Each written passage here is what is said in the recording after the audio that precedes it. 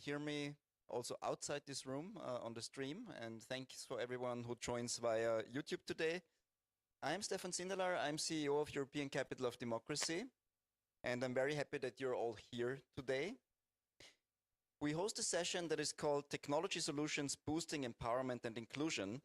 And it's a side event to our annual Innovation in Politics Awards, organized with the sponsorship of the Global Democracy Coalition, which we're a proud member of, on the occasion of the International Democracy Day. We're very happy to have a great panel and also a spark talk at the beginning of our session.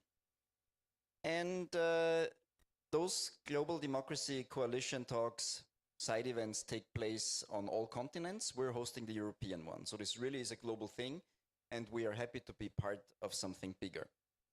As I mentioned, the discussion will be streamed on YouTube, and so you will also have the opportunity to engage and ask questions and discuss in the YouTube chat later.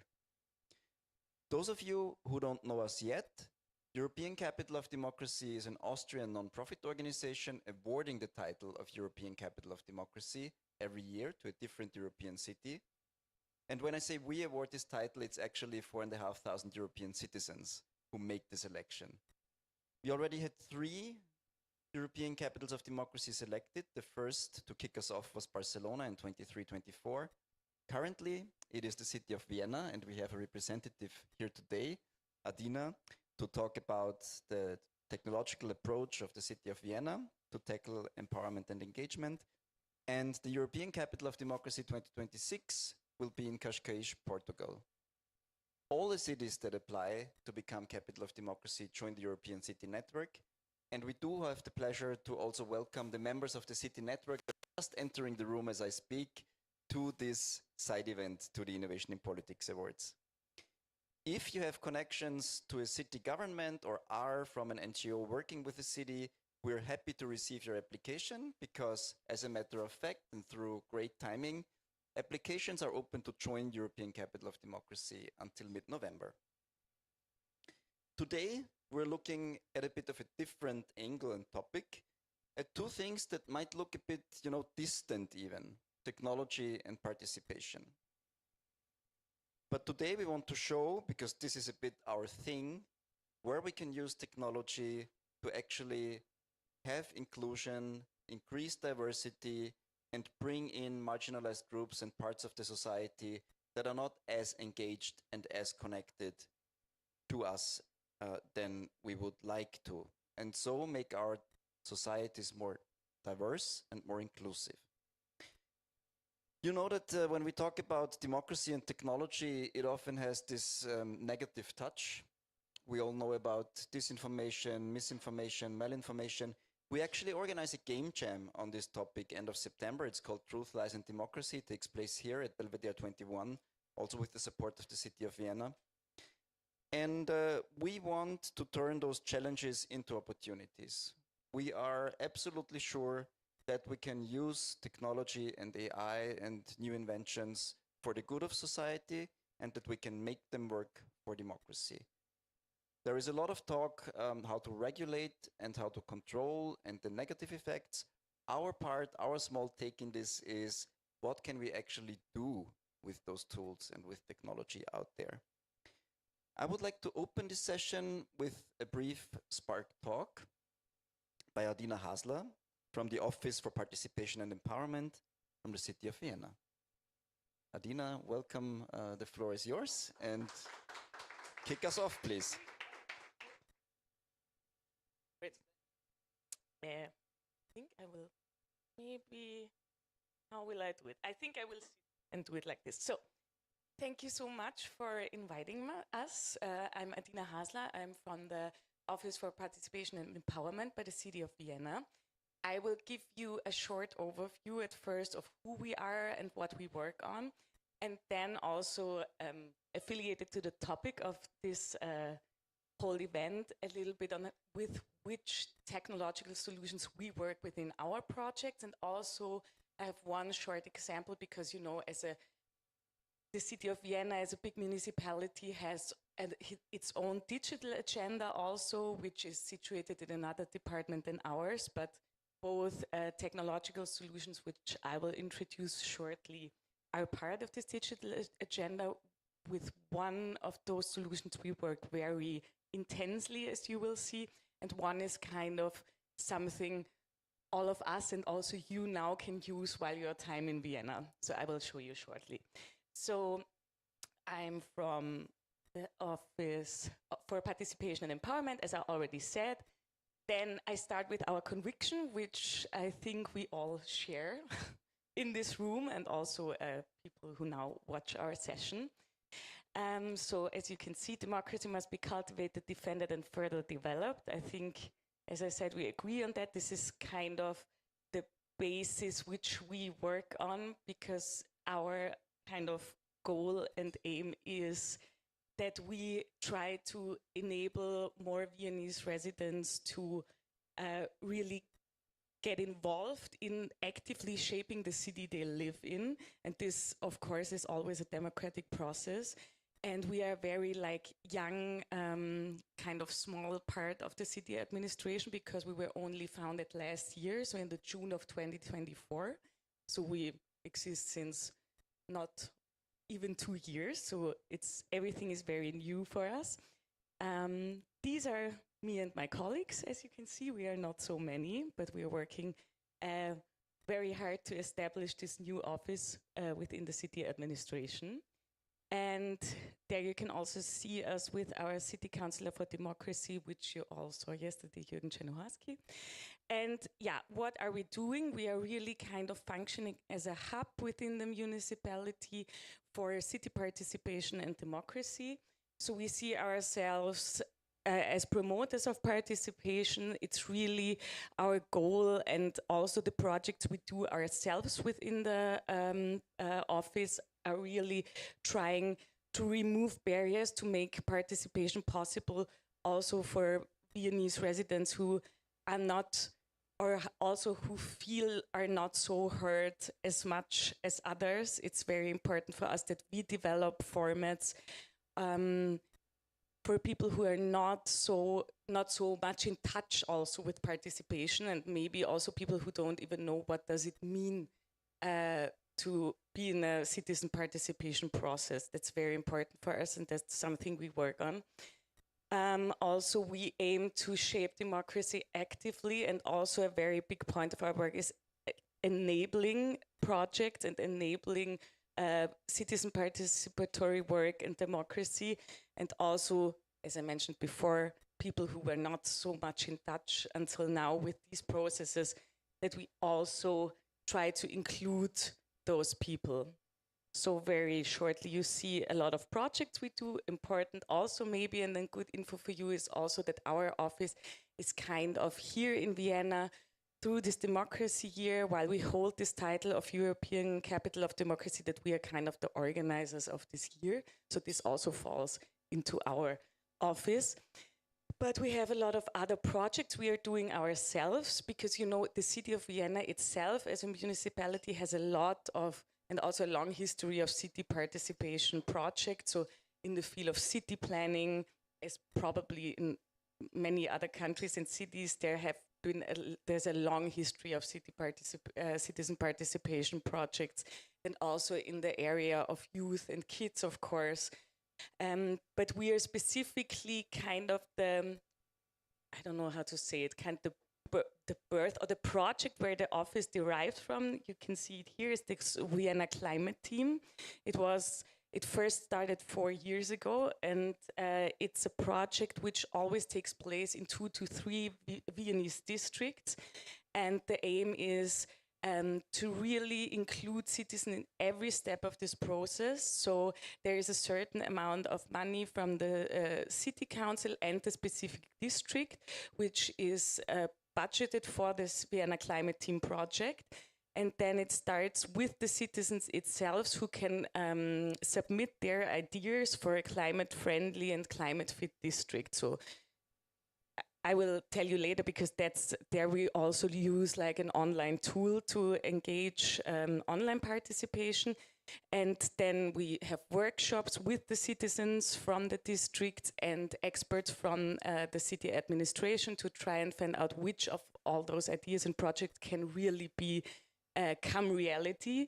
And then in the end, also the budget is distributed by a citizens jury. So every step of this project, every step of the way is involving the Viennese citizens, and everyone can participate. So you don't have to have like Austrian passport, which is also important. And then we have, I mean, this is what I told when I was talking before we started this session with someone from the audience. We are working very much in an analog realm because we really, like, for example, with the workshop for participation, we really go to the people. Now you see this in our targets groups. We go in the public space and try to talk to people, try to find out together with them what are their needs. Also, very much is also information based, so we really want to inform them about the many projects the city of Vienna, apart from our office agendas and formats, does, and where you can really, I mean, there are so many. You can also, at the end, I will tell you our Instagram handle and our website, and there's also a part where we have gathered all the citizen participation project the city of Vienna as a whole does, and I think that's an important thing. We also try to really get the Viennese residents to know, because this info, not everyone has it, not everyone also kind of has time to search this for themselves. So this is also something we do. But as you see, it's about, of course, the Viennese people who live here, but also the administration itself. So we make internal workshops for like other parts of the city, other colleagues, how they can set up, for example, a citizens jury if they're interested, or things like that. It's important that we are in constant exchange within the city administration. So, and now to the first kind of technological device, so to say, or thing we use within our projects, and that's a very important one, and maybe some of also know it, because I know that the company who kind of works in the back of this, or kind of with whom we work, also does this in other countries and cities. It's called, the website is called mitgestalten.wien.gv.at. It's the central participation platform of the city of Vienna for all municipal departments within the city administration and also districts. Important to say is that kind of the responsibility for this whole project lies within the executive group for construction and technology in the city administration, and they have within this group they have like a small administrative department which is strategically focusing on citizen participation in the city of Vienna, with whom we work very closely. But they are kind of responsible for the Mitgestalten platform. And as you can see, it's online since April 2022. This is when we started with we are now in the 4th round with the Vienna climate team, and this is when the first round started. And we work very closely with this, with the executive group for construction and technology on this. Right now, to date, there are 11,000 registered, around 11,000 registered users on the platform. And I will show you, I mean, yeah, the future is digital. Of course, we work a lot, like as I told you, we work a lot on site with people, and dialogue is very important for us also in real life, but we have to also think about how can we foster a technological future, and Mitgestalten really helps us, especially with the Vienna climate team. How is it working? Oh, now something is missing, an image. Yeah, thank you, Stefan. So, as you can see, this is how it looks, because we started last week the new climate team, which will take place this year in the 8th and the 14th district. And what can you do now on this platform? So it's really kind of a simple way to get into communication with residents, and also evaluate and also specify like target groups. The things you can do in the platform itself is you have different possibilities, like you can have or do a survey, you can, as we do it with the climate team, have idea submissions, You can have voting processes. Then another example I will show you in a minute is you can comment on documents. And of course, it's an important tool for information. So now that we started our new Vienna climate teams, you can see them here, the 14th and the 8th. The 9th is from the last cycle. And then when you are a citizen who is interested in submitting their idea for the district in digitally, you just click on it and then you can directly submit your idea for your district. So it's a very easy way to do it, which is very also practical for us, of course, because we do it also in an analog form, but it's kind of important because you can not only take part if you live in the 8th and 14th, you can also when you live in another district and you have a good idea.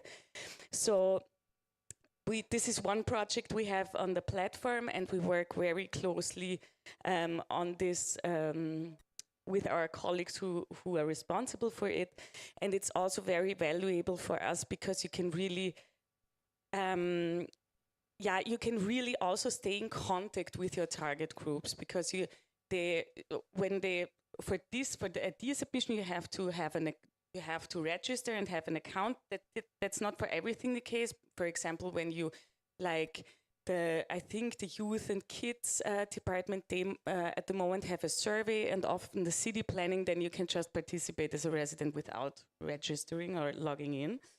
But we can then always contact if there are updates on the projects in that district, which is also very important because it's also a question of transparency. When you start this, you have to stay in contact with the people and also inform them about the ongoing status of their ideas, of course. And the second project we have on the platform is the first Viennese strategy for democracy. We have worked on intensely through this democracy year with all offices of all city chancellors and also the civil society and stakeholders we work with. And when we had kind of a first draft, we had an online participation process, which you can also have on the platform.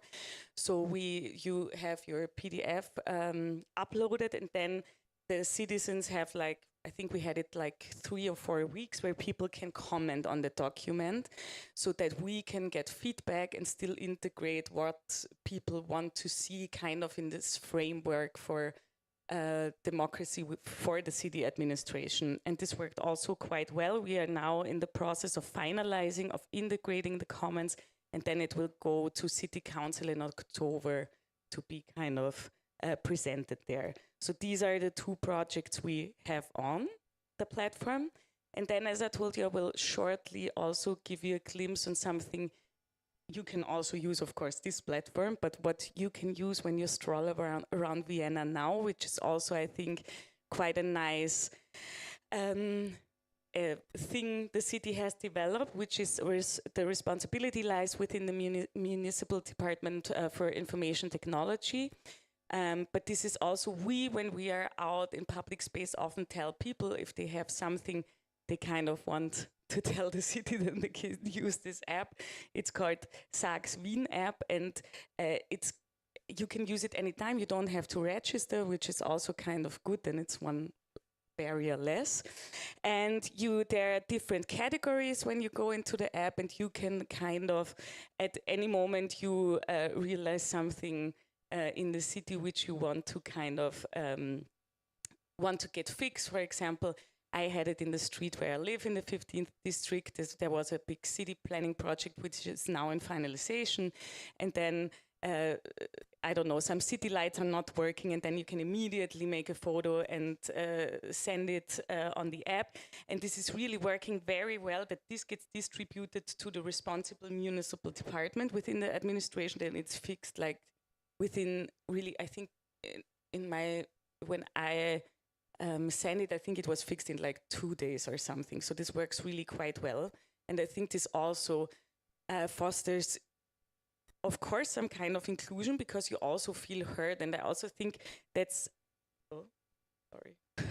and I also think that's important also with the platform I showed you, which is something we also, as a city administration, want to further develop with the company who really offers us this service, because people, we need to also show them that the people in the city administration care, and also give them feedback, you know, and that it's not kind of this closed thing where people work, so that you also get a feeling for what bureaucracy means and does for you. I think that's super important also for us. And then at the end, I'm finished in a second. It's just some small challenges, and maybe this will come up later when we hear the other inputs, which I'm very much looking forward to. So I talked beforehand also with someone about target groups, like how can we reach citizens that are not that tech savvy. But then we also concluded that I think that it's a little bit of a misbelief that no older people use like digital devices and digital offers. Yes, they all have grandkids, that's very true. Then a very big thing is, of course, always accessibility. Like how can we kind of circumvent like complex sign-up processes, because even me, and I'm a lot on the internet and I love it in the digital sphere, but even I'm sometimes like, this is too exhausting for me now to register. Then language is the thing which you saw this also on the platform, which is kind of a challenge for us and something we really want to focus on as a city administration. There has to be more languages offered than German, especially like now that we think now we are a European capital of democracy, but also what means democracy. Many different people who speak other languages live in Vienna, and we have to embrace this. So this is really something we are working on. Also, the platform itself works on having different languages available in the future. But then also, of course, it's a question of personnel resources, because also in my team, with the Vienna climate team in the office, we give status feedbacks on all the submitted projects, and it's quite a lot of effort, like in the personnel resources. So two of my colleagues really are then, I think in the last checklist was 1,300 or 600 ideas submitted, and then you have to update all the time what is going on, what is the status. It's also quite a lot of work. We have to take this in consideration. And then also as a city in general, to really also focus on the existing like portfolio you have, and also really define this maybe more, or what can you do, for example, on this platform. You can use it, as you saw, for a lot of different things, so that we maybe don't offer also too much, because then sometimes it's also too much for users and citizens. Yeah, that's it. Thank you. You can follow us on Instagram, and I'm very happy that I'm here.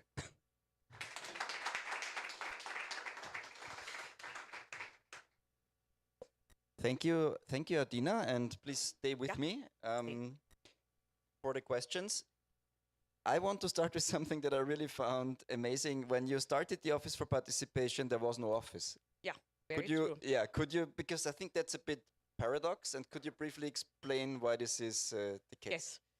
So yes, the office is still very young, as I said, and it was always as I told you, there is like this small administrative department for the overall city that focuses on city participation, but more also on a strategic level, of course. But then the office was founded because the climate team already existed as a project. I told you it's the 4th year now. And then, as you all know now, we applied for the European Capital of Democracy. And one of the projects that was in the application was that we want to create a hub for democracy and citizen participation. And so this was, I think, a very important factor in us existing now. And that's really great, because, now we can really work on projects and have this whole year, and also take a lot from the democracy year. I think not only a network that we develop, but also like inspirations that we got during this year in formats we can develop further in the coming years. So that we could create this hub and can do it. Also a very big factor in it is the European Capital of Democracy. Thank you, and I really loved this idea that citizens don't necessarily have to go, or inhabitants don't need to go to a certain place, your office, yes, but the office would be everywhere in the city. Yeah, the opening was done on an open square. Yeah, we were in an open square in the 15th district. This is also something we want to do as city administration, just really go out and talk to people and also get inspired from the people who live in the city. Because, I mean, you know this, they know also best what's going on in neighborhoods and what are the needs. Thank you very much. Is there any reflection question from the audience before we move on to the panel discussion? Please, Christina, and then Helfried, and then Paula. Just a second, Christina, Get you a get the microphone. microphone for the stream as well.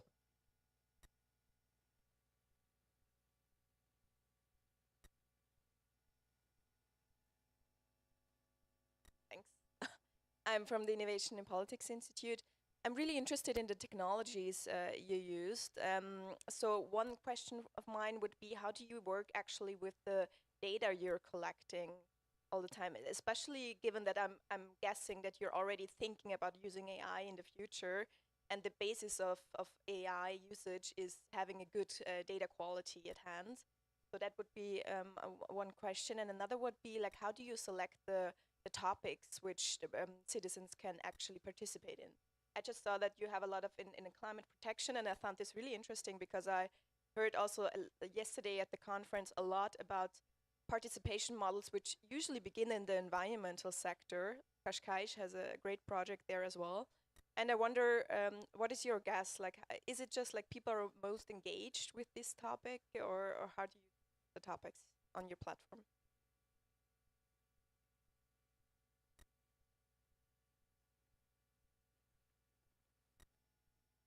Yeah, it's fine. Congratulations on what you're doing first, and second, just a small question actually.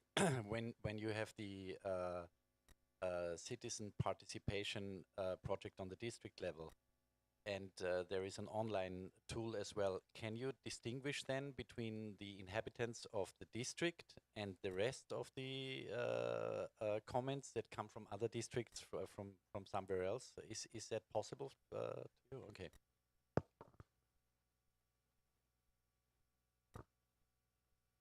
Firstly, congrats for all the work. I had two questions actually. The first one, people that give the ideas, do they still get engaged after they submit the ideas? And if it happens, how do they get engaged? Because it's also intellectual property with the idea, and they want to be a part of it. And secondly, about the app, I'm from Albania, I live in Tirana. In Tirana, we also have a similar app, but people do not use it. How do you motivate the people to actually go and say that this is a kind of a problem, like you mentioned with lamps and stuff like that? Is there a way of informing firstly and then motivating people, or it's just that people are conscious for the city and they do it? Thank you. Okay, great. Thanks for the questions. So I try to remember now and answer. The data. So I have to say, for kind of how the data is collected, stored, and everything, I have to refer you to this colleague who is kind of responsible in this strategic staff, in the strategic administrative department. Marlene Fuchs is her name. But what we work with them on is that I can give you the contact afterwards. I think they are happy to reach out, really. And they are the experts on this and work very closely with Go Vocal, who offers the platform on a technical side, so to say. And when I was in the last meeting with them, it's really a good question, the AI side of it, because I think now where we want this multilingual approach, so we want to like have different languages in which the platform is offered. This is something I think they think about also using or kind of try to develop it with an AI approach, because it would also be the easiest way. I think they are testing it out at the moment.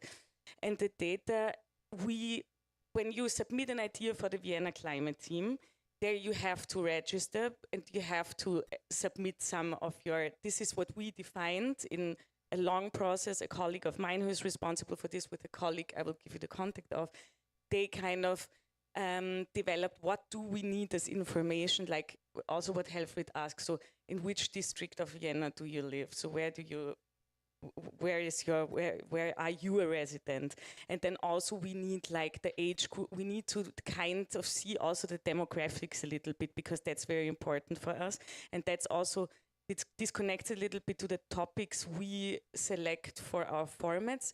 It's one kind of also reason why the office exists or the hub exists is that we really have to also develop projects.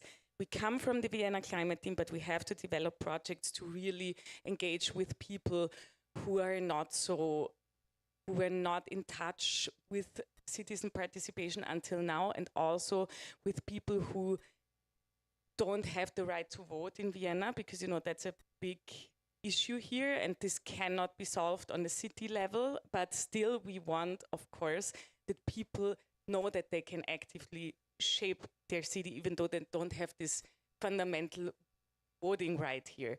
So I think how we focus on topics is we try, with the climate topic, this is from the Vienna climate team. I think this, when it first started, like 4 years ago, this was, of course, something where you could start very specific in your district. What can you do in the district? And also because climate change is a huge topic that should be tackled. I think this was kind of the starting point. But now we really try to kind of do formats where we go to the people, and now it's more of really working closely with civil society and also finding out more what are the needs, so that it's kind of not, it's very much the opposite of a top-down participation process. It has to be from our side from the exact opposite side. Then help with the district. So yes, we can see, because this is something we ask in the registrations, where you come from and from which district. This is something we want to know also. And this is a little bit connected to your question, because this is very interesting in the Vienna climate team. People who submit ideas, they are mostly from the district in which the climate team takes place, but not only. And interestingly, because it starts with submitting the ideas, and then we have the ideas get workshopped, where we also invite the registered users, and we promote it, so also people who are not on the platform can participate, because you can also submit analog. And also, if in the end, through the workshops with the experts and citizens, like idea givers, not their idea gets not selected, because sometimes the experts tell you, no, there are already projects which are very similar, who are already realized and so on. But still, we encountered that many people who are initial idea givers, then even though their idea was not further developed, they stay and go to because there's the next phase, and it's a project workshop, when we kind of have all the ideas who are very similar, we put them into groups. So the people really are then, you realize this, more interested that they can be part of it, and not so much about that their idea can be then really realized, which is kind of interesting. Or I was last year the first time part of the workshops, and that was really interesting to see that it's also for the people not so much like, I really want this for my district, so that they still stay engaged and still visit all those workshops, even though their idea already, for example, got, for one or the other reason, cancelled in the first phase, so to say. So it's, yeah. And the app, the last question, the other app, I think the municipal department who's responsible for it, they kind of try. I also think we are not where we should be on people knowing about it and using it, but I think that they work really hard to promote it, also campaign it. So, and also I think it's a little bit, we have in the office, it's also a little bit of offices like us, kind of part of city administration, who also have this bring this info to people, because it's kind of sometimes getting the information to the citizens is often a problem, because of course there's also so much. It's still a big city with a lot of offers. So, but I think we're trying. They campaigned it already, but yeah, we all have to try together to get people to use it. Thank you, Adina. See, I told you it's gonna be an engaged discussion, and it's not gonna be dealt with in 10 minutes. So okay, I'm glad I was right about this one. Right. Thank you. And thanks for a round of applause. By the way, I did invite the IT department of Vienna to submit the project for next year. Yes, and they were interested. But now it is for me to invite current finalists of the Innovation in Politics Awards. And for those of you who do not know the Innovation in Politics Awards, we scout and award innovative projects from across Europe every year and invite the finalists in 8 to 9 categories to Vienna to come here and exchange in a politics, coffee and cake conference in the afternoon, and then have a gala in the evening where we actually award and celebrate those democratic innovators. 3 of them are here with us today, and I would kindly invite them to come to me and take a seat here. It is Ms. Paola Pesiaka, the project coordinator of the Activism app, Empowering Women and Youth in Politics project. And as I read here, you're also a young European ambassador. So please, Paola, come join me. Your aim is to empower Albanian women and youth to increase political participation through an engaging digital platform. Our second panelist will be Mr. Alberto Corpas Novo, the Director of Citizens Innovation, Consorcio Puntos Vuela de Andalucía. Please come to me, Alberto.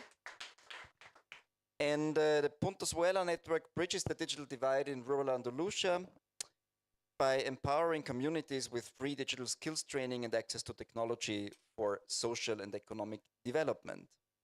Our third panelist is Ms. Christelle Zaval, the president of CHEF Europe, the Young European Federalists. Please come to me to the podium.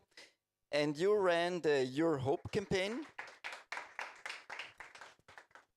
the Youth Agenda for a Democratic Europe, empowering 1.5 million young Europeans to shape EU policy through a multilingual participatory campaign that bridges the gap between youth priorities and political leaders. Now, that all sounds very interesting, but with project descriptions, you know, they're always a bit hard to grasp. This is why I would now invite first Paola to present the Activism app and maybe describe a little bit why it was launched, what it is all about, and I would be super glad if that could be about 5 minutes. Thank you.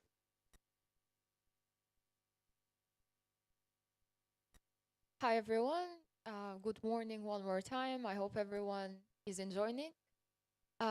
Activism app has started as a project about 7 years ago. Activism happens in Albania, which is the country I'm also from. We have 12 regions, and Activism is an app that functions in all of the regions of Albania. Activism firstly started as an app to engage young people. We saw that young people want to be engaged, but they need more places to do so. So it started as an app where people, young people mostly, will do different challenges with a focus on civil rights, activism, youth participation, good governance, topics that in every day they wouldn't just do. They create a profile on the app. They, after they create the profile, they put their data and everything they needed. They fulfill different challenges. Every time they fulfill a challenge, they update information about the challenge they did with a photo, description of the challenge. And the challenges, for example, can be from get informed about the numbers of emergency calls in your country, up to take part in a protest or vote. So it depends from different type of the challenges. We saw that young people were actually using the app because the ones that were using the app also got engaged in the network later on. I come from Equality in Decision Making Network, which is a network with 16 years of experience now, especially with women, girls, and young people that are engaged in politics. We serve as a community to empower those groups specifically on capacity building for their experience as part of politics. After we saw that this active citizenship that we wanted from young people was actually functioning out and people were engaging on the challenges that we did and they would win prizes in the end of it, we saw that one of these other groups that actually had kind of difficulties, also the same, it was about women and girls who are candidates. in our work, where we do every year the gender barometer in all of the 61 municipalities we have, and also we do media monitoring, but also capacity building through academies and trainings with women and girls and young people, we saw that they deal with many problems, but if I would go out with two of them, the first one, it would be about finances, which basically it means that specifically candidates, but specifically women and girls, do not have enough capacity, financial capacity to fundraise their electoral campaigns, which it means they do not have money to pay for media covering, which it means they do not have space enough to be on media and present themselves. And if they are not present on the media, especially during electoral campaigns, it means that they do not have visibility, which means voters cannot have the right information to vote on them or not. So in this app, which is basically free to use, we have added a new category, which is candidates, and depending if it is a local election or a parliamentarian election.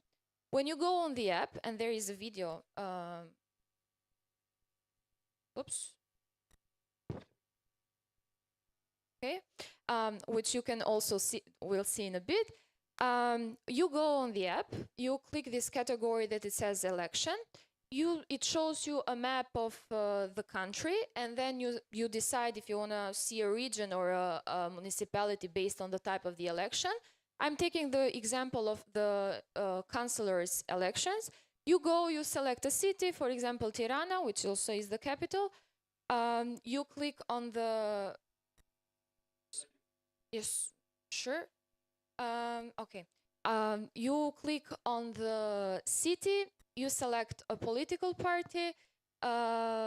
After you select a political party, you select the candidates. You see a list of all the candidates. After you see all the candidates, as it's happening right now, it shows you information about the candidates. We have done this for all the candidates, not regarding the gender, even that we know that the focus is to help out mostly women and girls. Through the app, you can see there is a picture of the candidate to also get to recognize who is the person behind the name. There is information about the person, like the legal data, but at the same time, professional experience of them, political experience of them, and their three main priorities if they get elected as a councillor or as an MP. This has been done for 61 municipalities, for all political parties and for all candidates. If we will talk about numbers, for example, this year in Albania we had parliamentarian elections. We had 1,054 candidates from 11 political parties, which makes it not really possible for all the people to actually get information about their candidates. So it doesn't only serve the candidates to have a space. Now I think it needs to go to the presentation. Not only to get information about the candidates, but also it helps out the people to do a more informed voting, especially young people, because it's maybe their first time voting, but also for other citizens who wants to have in one place all of the data that is needed. They find it on the app. We do this thing every election.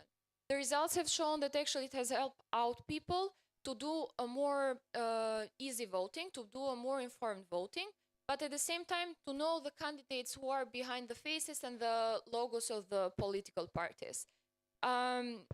I would say that the main two things of the app, it would be this. Firstly, helping out the young people. That's how the project started, a place to do challenges. But when we say challenges, not the social media type of challenges, but challenges to actually be part of the community and the society. And then we saw that, hey, we can have this space to also promote candidates during campaigns, and they can write their own narrative in the app, which it means that it's a space for them to get promoted, but at the same time for citizens to understand better who they are voting. This is one of our many events because with activism, but also with the organization, we have different discussions about the results that have come up after we do surveys for the app, how the app is working, also the focus group that are a really important part of it, to see how to actually improve it and make it more easier for people that want to get engaged through it. Maybe one more thing to say it is that maybe it started with young people, it developed to other people, but with activism growing, we also grew with it. It's easier for us to understand what our country wants. It's easy also to say out loud that if you give the right spaces for every category, you will find the support, and actually people will hug it and will work on it. It does has its own challenges, of course. Firstly, it's the sustainability of the app when it comes to financial capacity. Since it is an app that we run it in our own, but we are a civil society organization, of course, it's hard to maintain. But outside of that, people have liked the app, people do use the app, and specifically now that 1 and 2 years we do have local elections or parliamentarian elections, it helps out the community, and it's a space to really promote themselves. You can find the app in App Store and in Play Store. I mean, it's pretty easy to use. It's really user-friendly. It has only the main things you may want.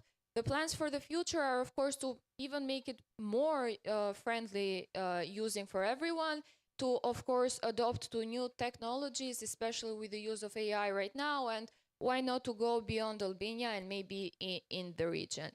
Since it works, we give it a chance, so that would be for the moment. Thank you. Thank you very much, Paola. Spreading the great things that work for democracy. And we also have 2 member cities in Albania, fortunately Tirana and Durrës, so we do have a connection. I would hand over to Alberto now and would kindly ask you, don't need to switch it on, it's already on, hopefully. I would kindly ask you to introduce the Puntos Vuela network and why it was launched. Thank you for being here. Good morning. Good morning, everyone. Thank you, Stefan, for your presentation. First of all, let me express my sincere gratitude to the organization for the kind invitation. It's a real pleasure honor for me to be here today. I would also like to congratulate the organization for this excellent event. I am truly happy to share the experience of Punto Vuela and Andalusia, because it represents not only a technological project, but also my story of empowerment, inclusion, and innovation in rural areas. My name is Alberto Corpas. I work in the consortium Puntos Vuela and Andalusia as Director of Innovation. The consortium is public institution that manages the Puntos Vuela network and system of my 800 digital capacity center located in town with fewer than 20,000 inhabitants across the Andalusian region in Spain. Andalusia is a region in the south of Spain with more 8.6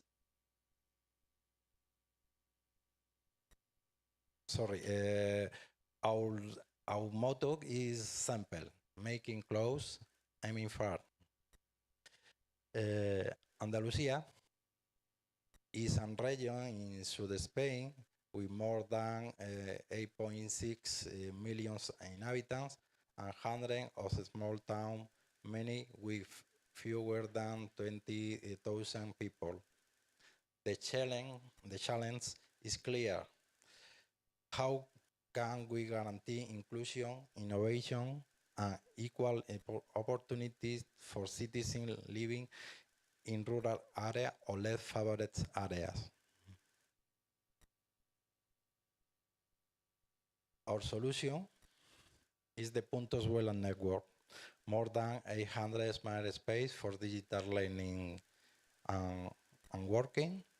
This space provides agile, personalized, and human solution for any digital need. In other words, they are public space where people find access, support, and empowerment through technology. Punto Vuela is a smart space where we advance technologies and high connectivity. There are open places for digital training, personal projects, and professional opportunities. They are accessible to everyone: children, students, seniors, entrepreneurs, local business, and even digital nomads. And most important, they are facilitated by professionals who guide and motivate the user.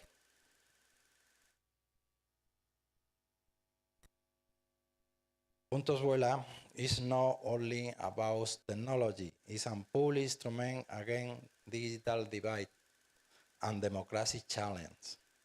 It acts as a socio-economic catalyst, bridging services that were once exclusive to big cities into small towns, and multiplies opportunities to attract and retain people, talent, and business activity.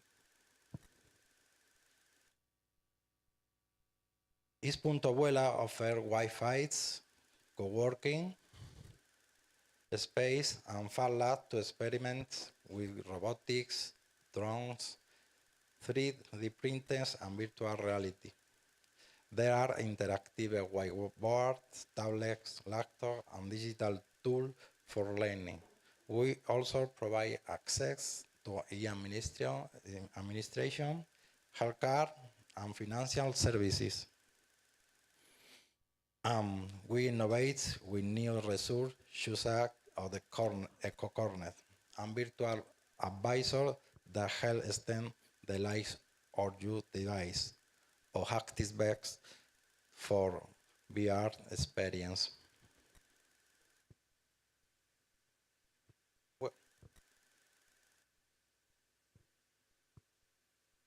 The operational model of Punto Vuela combines two elements: unresponsive dimensions, where we answer the requests of citizens, and proactive dimensions, where we organize programs or strategic topics such as e-government, digital health, financial education, cybersecurity, artificial intelligence, or entrepreneurship.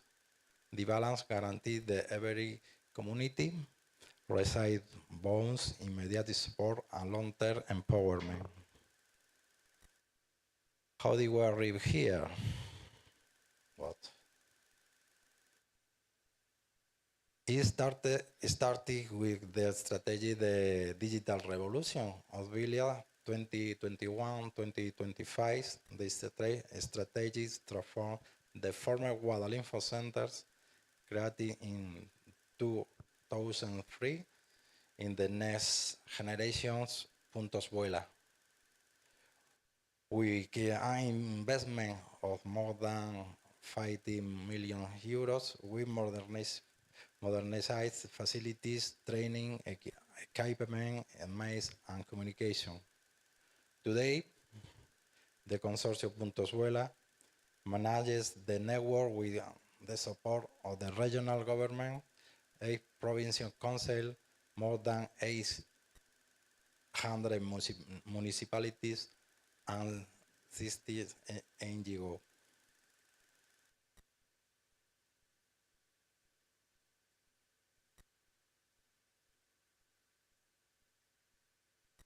In summary, our main achievement can be expressed in 4 words: inclusion, services open to everyone, all age, all education level, all diversity. Innovation, fun lab, virtual reality, artificial intelligence, eco corner, and new tool every year. Empowerment, citizen acquiring essential skills for daily life, study, and work. The impact, reducing the digital divide, stimulating socioeconomic development, and combating the depopulation in rural areas. That is why Puntos Vuela is clear example of how technology can boost empowerment and inclusion in rural areas. And our experience demonstrates a simple truth.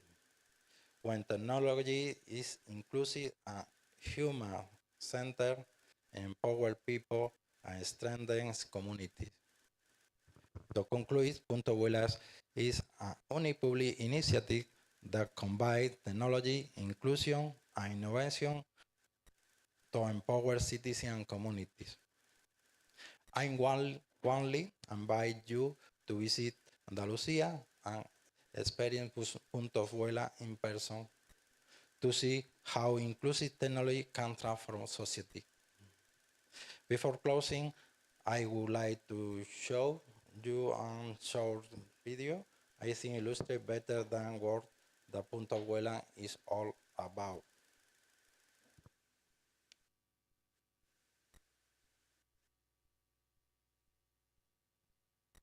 Create locally, aim globally. Puntos Vuela Andalucía. Andalusia, in southern Spain, covers 87,600 square kilometers, includes 785 municipalities, and is home to 8.5 million people.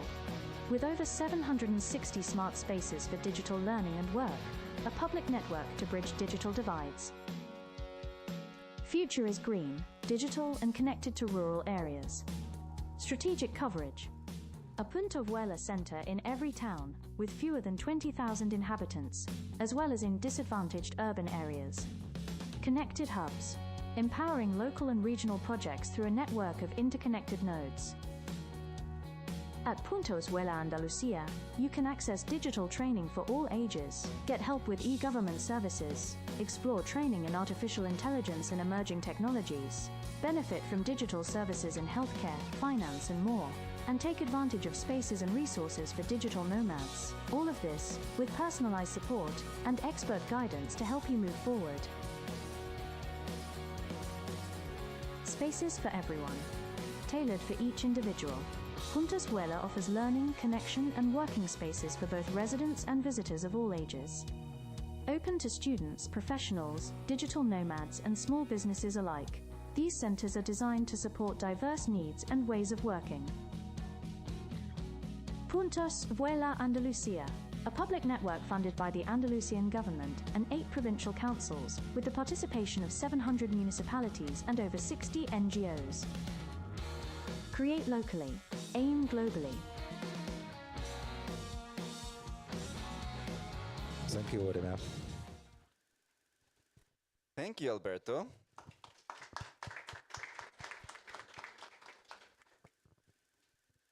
And if I find my cursor, we can proceed. Here it is. All right. There is so many things I love about this project. The going to places where it is not easy to get access to digital technology, training people in doing so. The intergenerational approach that you mentioned, this open and inclusive space that you are creating. So I can just say, wow, the only downside is we need to go to Andalusia to see it, right? It's very unpleasant, I'm afraid.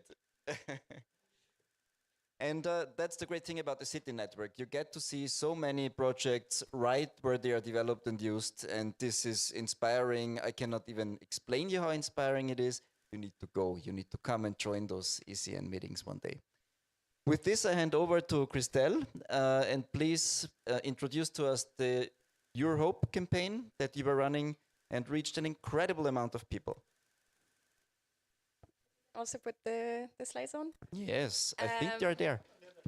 I can just, okay, it's the same. Okay, great. There you go. How do you feel about the future? Yeah, it's a participatory session. Excited? Okay. Someone else? Okay. This is a very positive room. Someone else? Yeah. Unsure, yes. Last one? Yeah, that's for sure. Yeah, okay, so when Europeans were asked about this, they were less positive than you. And Your Hope started from a Eurobarometer survey, and what people of all ages around Europe were feeling were anger, fear, powerlessness, so quite negative feelings. But there was one positive feeling in the whole batch, one that shined through, and that was hope. So that's where we started this journey. had to put hope into Europe, and that gave us You Hope.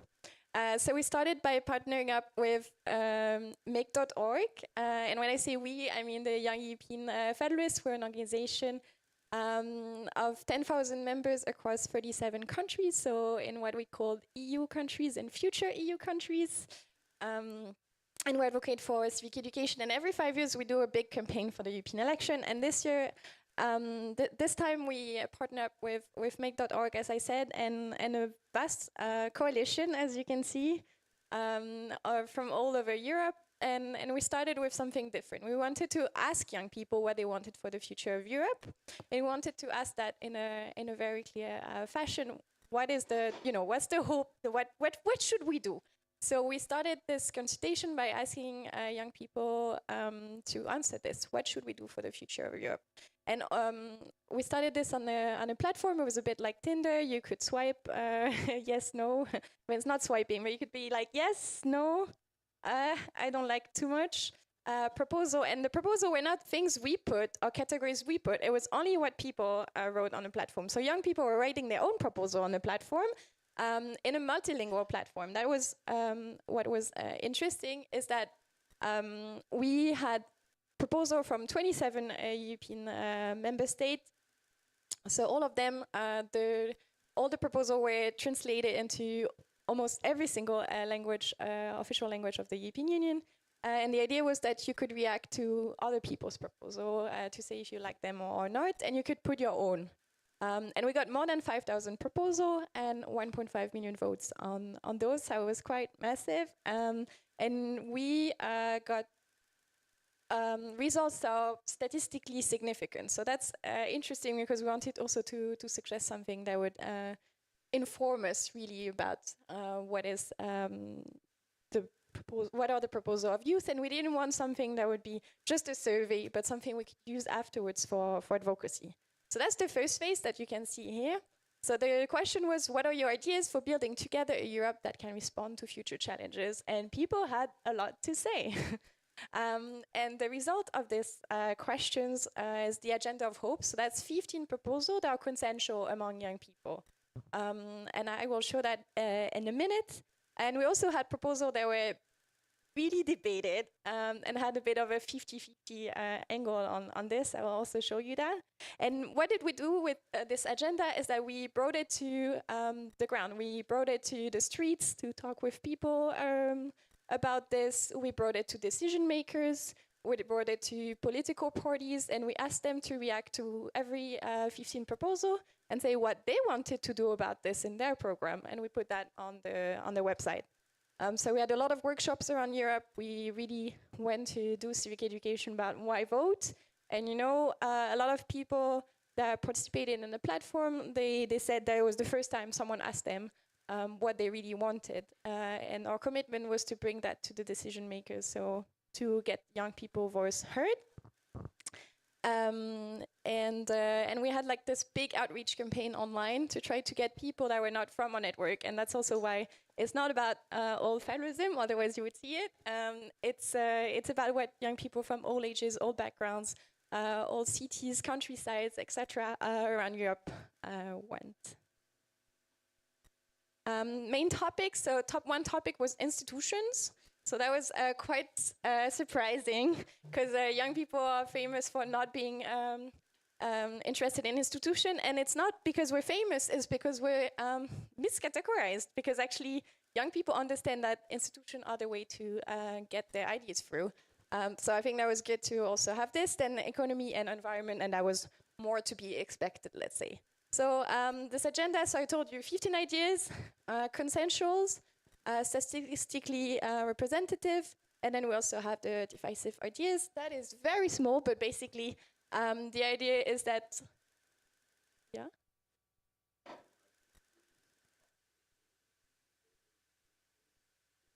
Question is about what is institutions, and maybe we take that at the end, but I thought it was a technical thing, but institution in general, all levels. The agenda of hope, so democracy was a big part. Climate is like 1/3 of the agenda. That was also to be expected, but there are things that were more topical. We we ran the consultation from May 2023 to September 2023 because we wanted to have the ideas ahead of the European campaign to really use them and inform the debate then. So you can see the influence on the full-scale invasion of Ukraine, for example, because you have strengthening the sovereign EU voice in diplomacy. And then there was also, you know, if we talk about innovation, we also had one consensual idea about innovation. And a lot of those topics are actually still, you know, there's things we saw in the results of the election. For example, migration, it's something that was quite high on, you know, on the mind of young people because of the importance it has in the public debate, and something a lot of political parties ask us about. And we're like, well, if it's in the debate, people will have opinions, right?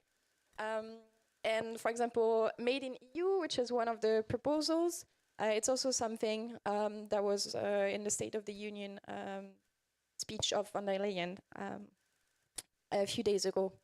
Yeah, and then we had divisive ideas. And again, I think it's interesting because as an NGO, I was also interested to see that things I took for granted were not taken for granted by all people.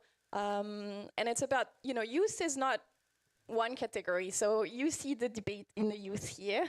And things that are obvious for me, like, you know, supports to Ukraine or LGBTQI plus and reproductive rights were not necessarily obvious for everyone. So it's a bit like we have to work on this and the importance of our role as NGOs all around Europe. So that's a bit the gist of it. And I think what was really interesting is also how it was perceived by politicians. We got, I wouldn't say easy access, but we did get meetings, we did get interest. Almost all European political parties answered. So there was a big interest in this project, and we still continue here, thanks to you, to talk about it. And we finished the campaign right in June 2024. So I think it's also interesting to see that it's something we use on long term, and in Jeff Europe we use also in the long term in terms of advocacy. So from the first click vote that people did to the long-term advocacy, that's your hope for you. Thank you. Amazing, I would say, right? I love that you don't make assumptions about what young people think, but you try to actually collect their opinions.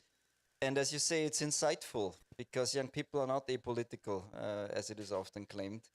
And they might not be as united on certain topics as we would like to believe. And this might be true for society as a whole at the moment. And so we need to learn to talk to people that are not of our opinion again.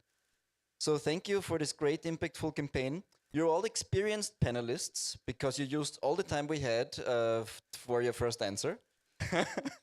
And of course, I knew that this would happen. So what we're doing now to make this an interactive experience, I would ask every one of you, and also people joining us remotely, to please exchange with each other on your tables with a second person. If you're sitting alone, please turn to your next neighbor that might also be sitting alone. And please also put your thoughts and questions into the chat. And we will take 5 minutes for this, 5-6 minutes. Please put your findings on Mentimeter here so that we can have it on screen later and have this moment of public closing and reviewing what your thoughts, your feelings, your views on what you've heard and seen here are. So 5 minutes to a brief exchange, and if you can, be so kind to put your conclusions or your thoughts on Menti for us so we can share them on the screen. Thank you.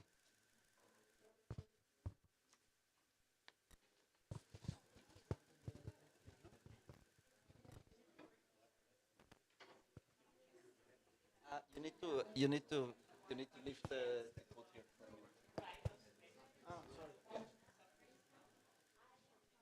Please do come to the front. Please do come to the front because we cannot make it much higher, I'm afraid.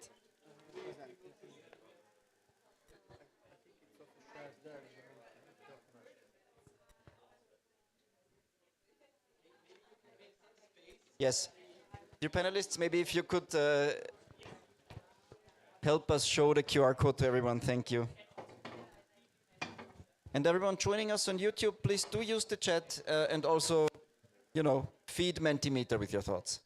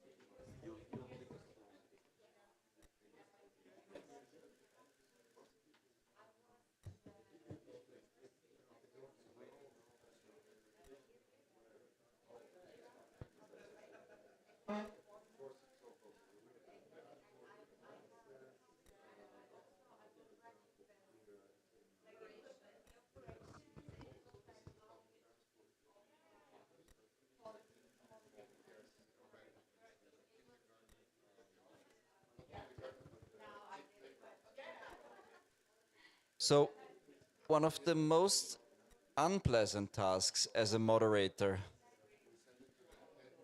of any interactive session is killing lively discussions. And I am aware there was a bit, we were a bit short on time for this, but I would need to ask you to come to a close in your exchanges.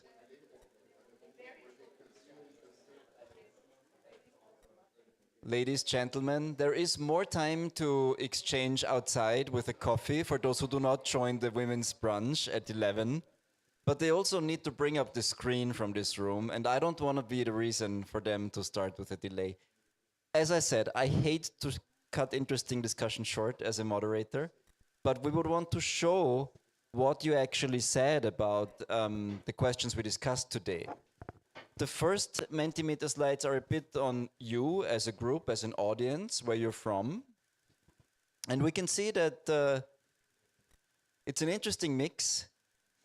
And I think it's great that so many people from Ukraine and Kiev are joining these events. And I really want to, praise their courage and strength to participate in such discussions, even during the times of war.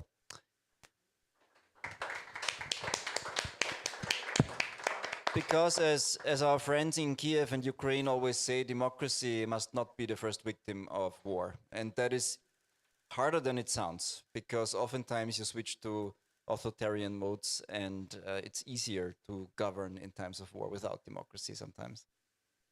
So the next question was at which level of governance you mostly engage, and it is open for answers now. I will give us a few minutes to collect and see how diverse this audience actually is. We have the local, the regional, the national, and the European level here.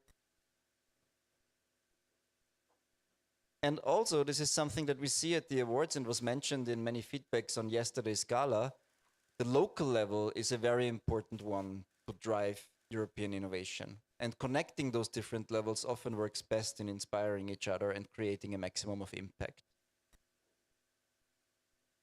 Now, we want a bit your views, maybe also inspired and informed by the discussions, the exchanges you had on, and I'm a bit short-sighted because I'm starting to be an old man. You think that technology is danger to social exclusion, allows unrepresented groups to be more visible, can be a powerful tool if people are trained, or is an opportunity for public authorities to better understand citizens' needs. Those are sliders, so please locate yourself on the spectrum. To the left, it is you disagree strongly with the position, and to the right, you do agree strongly on this statement. It's interesting to see the first one slowly move up. I think it shows that we are an optimistic audience, but we might be aware of the dangers there are, and also the flaws in the AI training models and data input, often very white, very male, very bound to certain views of the world that the developers or investors share, and not maybe the views of the people out there, if you look at Grok and other things. So, all right, that is interesting. We are positive, but we are not blind towards risks, I would say, in this field. Ivan, I would ask you to slowly move on. And now, maybe you have one example for us where you do think or have felt that the use of technology boosted your engagement, your personal engagement as a citizen, or have observed someone being boosted by technology and AI.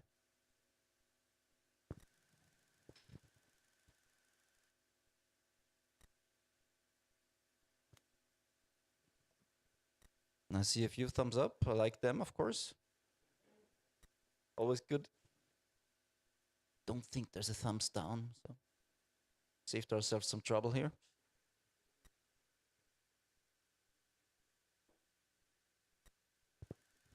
Of course, I love to see citizen juries up here because we use them not only for the Innovation in Politics Awards, but also to select the European Capital of Democracy. There's people giving feedback towards policies, engaging in the lawmaking process. Yeah, connecting with deputies, that I guess goes a bit in your direction as well. You make that much easier. Polling tests, yes. Electronic votes. Making politicians accountable. Elected politicians and representatives, also an important thing. Social media campaigns, yes. So we see that social media can both be a problem, but also contributing. and reaching audiences that might not be reachable elsewhere. Interesting. Citizens jury comes up many times. Also traveling around, seeing other people, other countries, other traditions and cultures, of course, is a very important factor. Municipality apps, yes, making services more accessible and better known. Great. I think there was a lot there. We're coming to the last one. Because we're not blind, as I said, to challenges and problems that might come with the use of technology. And this would be our last question. Where do you see the biggest threats, dangers, challenges ahead of us with using technology in our field? Access, yes. Groups of people being excluded from spaces, tools. Lacking the capabilities sometimes maybe even, or the devices, or simply internet to engage. Training needs, yes, was addressed as well in Punta Nueva. No, that was not how it was called. Punta Vuela. Almost. Disinformation, yes, we have, as I said, our fake news game jam end of September, tackling the topic of disinformation, misinformation. The algorithms and tech power, of course, so who makes the tools decides what the tools put out there. Disabilities, yes, being accessible, being open, being inclusive. Biases in the training models and the data being used, of course, huge issue. Lack of information, so people not being aware of topics or not even knowing the channels to inform themselves. Economic differences, yes. Interesting, thank you.